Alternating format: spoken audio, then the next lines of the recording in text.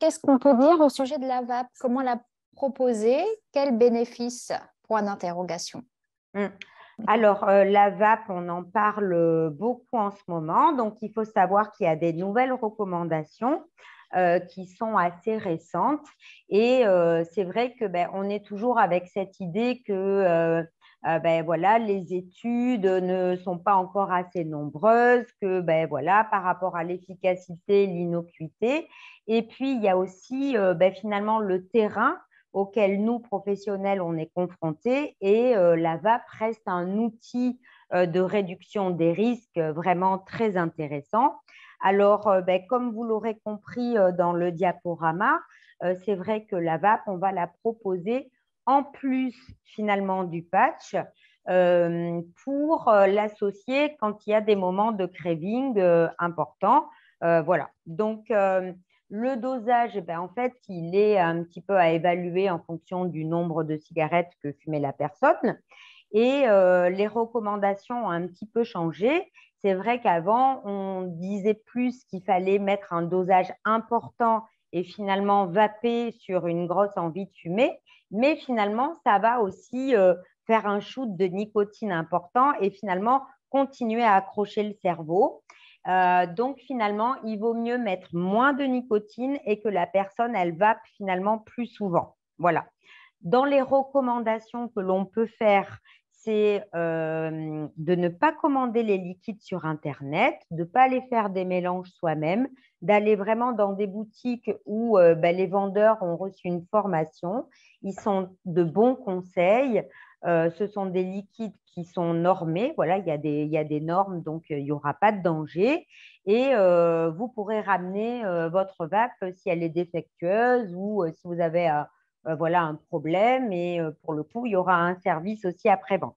Voilà, c'est intéressant. Après, il faut essayer de ne pas vaper dans des endroits où on ne fumait plus parce que ça favorise en fait l'utilisation de la vape. C'est vrai que dans la voiture, pour le coup, peut-être que la personne avait abandonné le tabac, mais que finalement, maintenant, elle revape à l'intérieur de son domicile ou dans la voiture.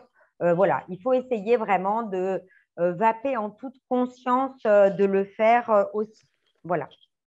Donc moi, en fait, c'est pareil, je suis infirmière Azalée depuis pas très longtemps, donc j'ai pas eu encore la formation interne à Azalée, mais mes médecins avaient beaucoup de demandes sur les sevrages tabac, donc je me suis lancée un peu en auto-formation.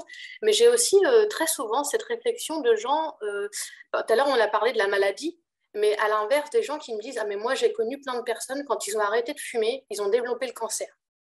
Et j'ai beaucoup de patients qui me disent, qui me font cette réflexion-là. Et il y a des fois, du coup, je ne sais pas trop, parce que c'est pas un mythe, parfois ça arrive, et des fois, je suis un peu bloquée Mm. par rapport à ça aussi. Je ne sais pas quoi Euh, dire.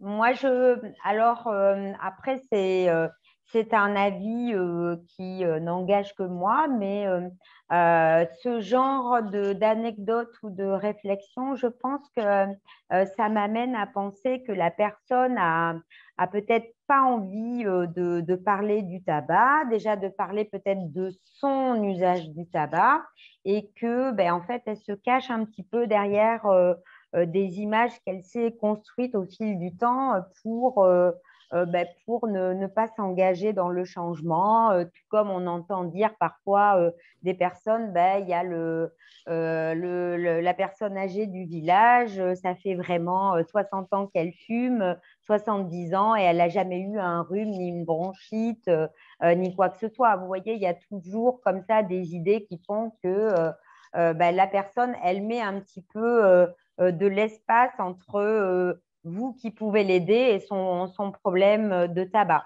Après, je pense qu'il est bien d'écouter ce que les personnes ont à dire et puis petit à petit d'engager comme ça le changement en proposant petit à petit des choses. Mais c'est sûr que si on veut parler tabac avec un patient qui nous dit, en fait, moi, je connais beaucoup de personnes qui ont développé des cancers, puis surtout si vous êtes dans un endroit géographique où en fait, les gens se connaissent un peu, peut-être qu'ils ont entendu la même histoire aussi, en fait. Vous voyez, donc voilà, moi je pense que c'est une façon un petit peu de se protéger, au moins au début. Et après, quand l'alliance thérapeutique, elle se fait et que peut-être on aborde en consultation d'autres choses parce que peut-être ça peut être aussi l'idée, c'est de ne pas parler peut-être du tabac tout de suite, mais que cette personne, elle a peut-être quelque chose à modifier au niveau activité physique, au niveau équilibre alimentaire, ou enfin, voilà, d'essayer peut-être de travailler d'abord une notion pour gagner un petit peu sa confiance et créer de l'alliance, et après peut-être amener petit à petit la question du tabac. Peut-être. Mais c'est vrai que c'est une question intéressante parce que souvent, il y a les idées reçues. Il y en a côté patient, il y en a aussi côté soignant, finalement. Voilà, mais côté patient, ça peut être, ah ben non, les patchs, de toute façon, moi, j'ai tout essayé, il n'y a rien qui fonctionne, en fait. Donc, ça peut être ça aussi. Il faut aller parfois ramer à contresens par rapport à ce que nous disent les patients. Je fais Oui, l'analyseur de CO et des oui, fois j'ai des résultats, mais genre à 45, 50. Du coup, oui. je dis aux gens, alors là, vous n'êtes plus sur la fiche. Donc, qu'est-ce que ça. Que des fois, des gens qui me disent, mais je ne comprends pas, j'ai fumé une cigarette ce matin, il est genre 16 heures. Donc, Ouais, ça c'est vrai que c'est pas tout à fait normal. Alors, en général, ce genre de chiffres, c'est vraiment quand la personne, elle fume par exemple du cannabis. On peut avoir des chiffres comme ça. Avec la chicha aussi, on peut avoir des chiffres comme ça. Maintenant, si la personne, elle fume le matin et qu'on a un chiffre comme ça quelques heures après, c'est vraiment étonnant. Après, est-ce que votre appareil, il est étalonné? Peut-être qu'il faudrait aller le faire réviser, le tester avec un de vos collègues ou quelqu'un que vous connaissez dans des conditions en fait que vous connaissez et maîtrisez parfaitement, parce que peut-être que la personne ne vous dit pas tout non plus. C'est vrai qu'il y a parfois des consommations qui peuvent modifier le chiffre, mais pas comme ça quand même. Mais quelqu'un qui aura mangé des bonbons à la menthe, par exemple, ça va augmenter le taux de CO. Vous voyez, et ça peut le positiver chez quelqu'un qui a arrêté de fumer depuis 5 mois. Il veut souffler parce qu'il est fier et il a envie de vous montrer le chiffre. Et puis là, il est au-dessus de 5, 6. Il est vraiment déçu, mais parfois, il vient de manger un bonbon à la menthe et ça suffit en fait. Mais pour moi, j'essaierai de voir s'il fonctionne vraiment bien. Maintenant, si c'est toujours sur la même personne, il faut se poser des questions quand même. Après, Alors, c'est compliqué parce que quand la personne, elle cache des consommations, ce n'est pas évident d'aborder le sujet sans le contrer, en fait. Moi, je suis sage-femme en maternité. On utilise les CO-testeurs depuis des Oui, années. Et c'est vrai qu'avec la pandémie Covid, on nous a demandé d'arrêter de le faire. oui, Et par la même occasion, j'ai appris finalement que les CO-testeurs, ils devaient normalement être étalonnés une fois par an. oui. Et voilà, pour la cellule, etc. Et qu'en période de Covid, il faut changer le piégeur à chaque fois. Il faut un piégeur à usage unique. Je ne sais pas ce que vous faites avec la Covid. Alors, déjà, nous, en fait, on s'est posé la question, notamment par rapport au mois sans tabac. On avait beaucoup d'interventions grand public, donc on voulait utiliser, on s'est doté de quelques testeurs de CO à la Coréade et on voulait les utiliser justement à ces occasions-là.